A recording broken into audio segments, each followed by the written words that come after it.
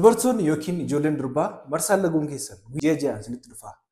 Marsaan laguu inni normaal yookiin marsaan laguu inni sirriin giddu galeessaan dubartootatti guyyaa 28 dhufa. Kana jechuun dubartiin tokko guyyaa 28 qofaan marsaa laguu argiti jechuudha.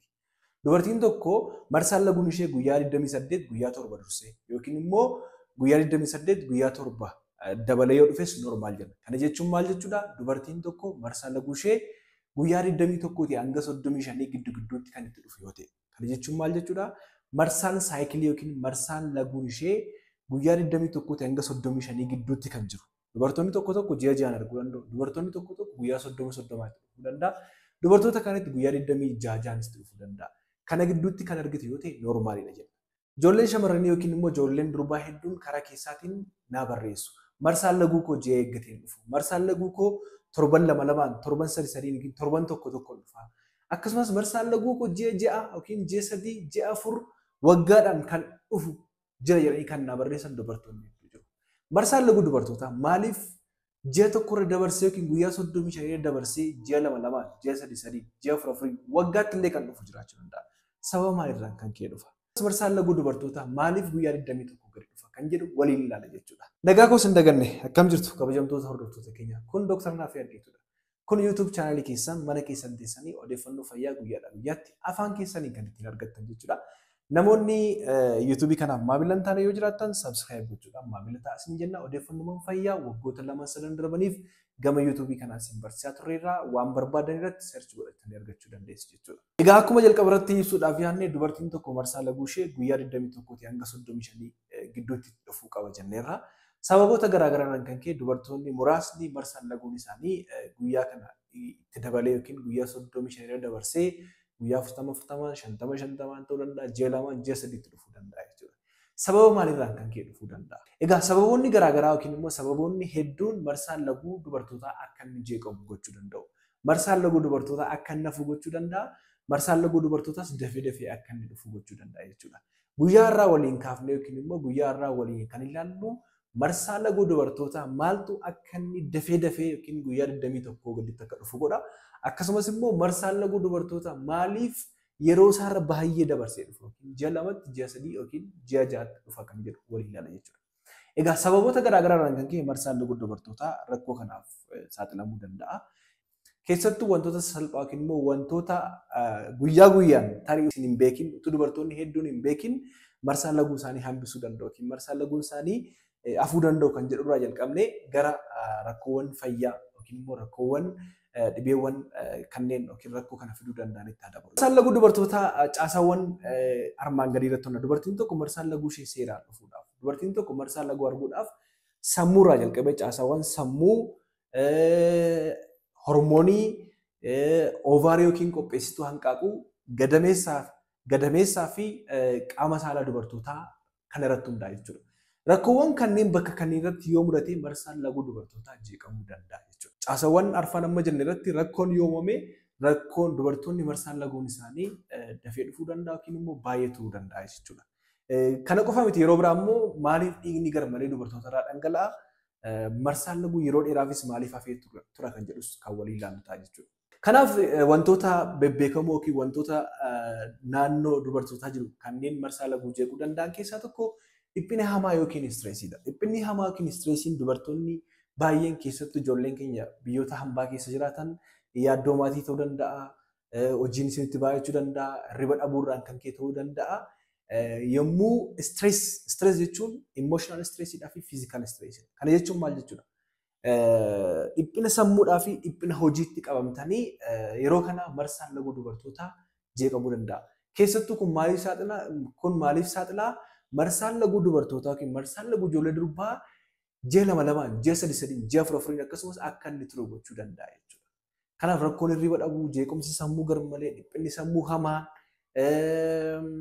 rakkoo garaagaraatiif saaxilamuu yookiin saayikoloojikaal tiraawomaa kanneen jennu kunniin marsaa laguu hambisuu waan danda'uu fi rakkoo kana maneej gochuu yookiin immoo dhiphina balleessuu yoo rakkisellee dhiphina balleessuun hin danda'amu garuu hir'isuun hin danda'amu jechuudha. Dhiphinni sammuu hamaa hojiidhaan garmalee biizii ta'uun baay'ee dhiphachuun marsaa laguu hambisuu danda'a. Inni kan baay'een keessan akkuma beektanii ulfillee yeroo ulfaa mallattoo ulfaa keessaa tokko marsaan laguu dhaabbachuudha yookiin marsaan laguu hafuudha. kunis hambisuu danda'a. Dubartoonni harmoosisan marsaan laguu isaanii hafuu danda'a. Dabalataan immoo inni kan biraan yeroo baay'ee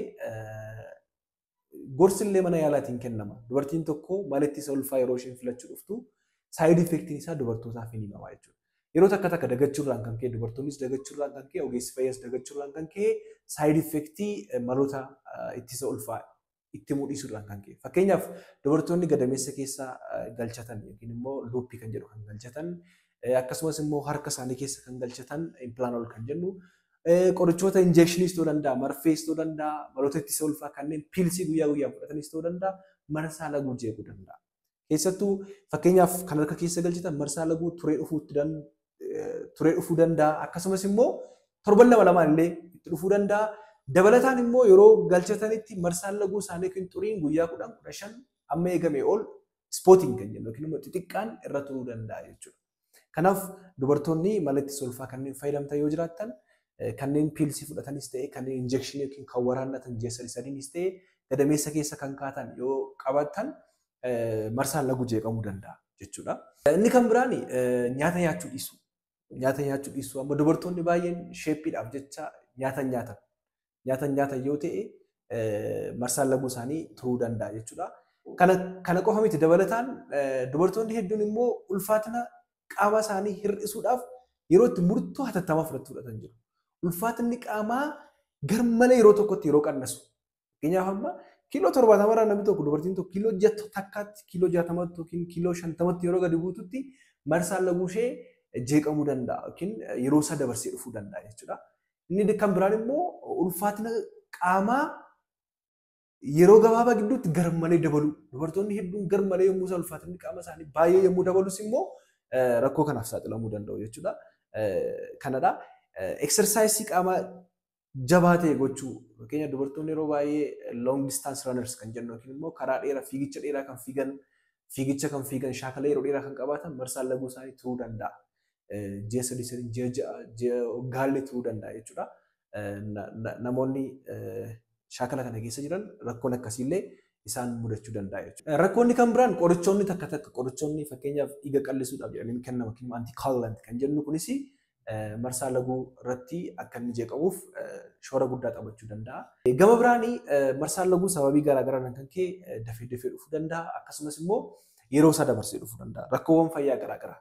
Rakkoo hormoonii ta'uu danda'a. Hormooniiwwan garaagaraa fakkeenyaaf hormoonii taayiroodii. Hormooniin taayiroodii baay'ee dabaluu yookiin immoo baay'ee gadi bu'uurraan kan ka'e hyperthyroidism yookiin immoo hypothyroidism kan jennurraa kan ka'e marsaan laguullee jeeqamuu danda'a kan dubartootaa. Inni kan biraan rakkoowwan gadameessaa wajjin wal qabatan yookiin immoo oovaarii qopheessituu hanqaaquu wajjin wal qabatan. Keessattuu ixii oovaarii akkasumas immoo maal jenna polycystic ovarian syndrome kanneen jedhaman keessiiwwan akkasii ta'uu danda'a. Ovaariin hanqaaquu qopheessuu dafee dhaabuu yookiin immoo rakkoo qopheessummaa hanqaaquu ovaarii kan jennu irraas kan keessa dhufuu danda'a. Rakkoowwan keessoo gadameessaa irratti uumamanii ta'uu danda'a. Kaansarii wajjin wantoota wal qabatan kaansarii gadameessaa fa'aa ta'uu danda'a. Dabalataan immoo rakkoowwan kanneen akka infekshinii gadameessaa fi ujummoo gadameessaa kan jennu pelvic inflammatory disease kan jennu rakkoowwan xiinsammuu wajjin wal qabatan sammuu keessa tumaroonni garaagaraa ixiiwwan sammuu keessa jiraatan baay'inaan saayinsii isaa keessa gallee haasa'uun barbaadu. Dabalataan marsaa laguudhaan wal qabatee dubartoonni rakkoo harmaan gadii qabdan fakkeenyaaf marsaan laguu keessanii guyyaa 8 ol isinirra ture yoo ta'e marsaan laguu keessanii kana jechuun dhiigni isinirraa dhangala'aa guyyaa 8 ol isinirra ture yoo ta'e marsaan laguu keessan guyyaa 35 olii isinitti dhufa yoo ta'e kana jechuun intarvaalii yookiin immoo gaappii guyyaa 35 olii isinitti dhufa yoo ta'e marsaan laguu keessan guyyaa 21 gadi fakkeenyaaf guyyaa 18 17 15 isinitti dhufa yoo ta'e dhiigni ititaan yookiin immoo dhiigni kantaraan isinirraa dhangala'aa yoo ta'e dhiigni garmalee isinirraa dhangala'aa yoo ta'e sa'aatii tokko keessatti erbee yookiin immoo moodesii dhiigaan jiidhe yoo jijjiirattu yoo ta'e halkan hirribarraa kaatanii moodesiin keessan baay'ee jiidhee yookiin immoo dhiigaan guutamee kan jijjiirrattan yoo ta'e dhiigni garmalee isinirraa dhangala'uudhaan kan ka'e moodesii yookiin immoo erbee lama walirratti kan fayyadamtan yoo ta'e rakkoowwan akkas akkasii yoo qabaattan dhukkubbii hamaa yookiin dhukkubbii garmalee kan handhuuraa gadii naannoo handhuuraa gadii gara bitaan yookiin gara mirgaan kan isin dhukkubu yoo ta'e yeroo kamittiyyuu mana yaalaa dhuftanii qorannoo fayyaa gochuun baay'ee barbaachisaadha jechuudha.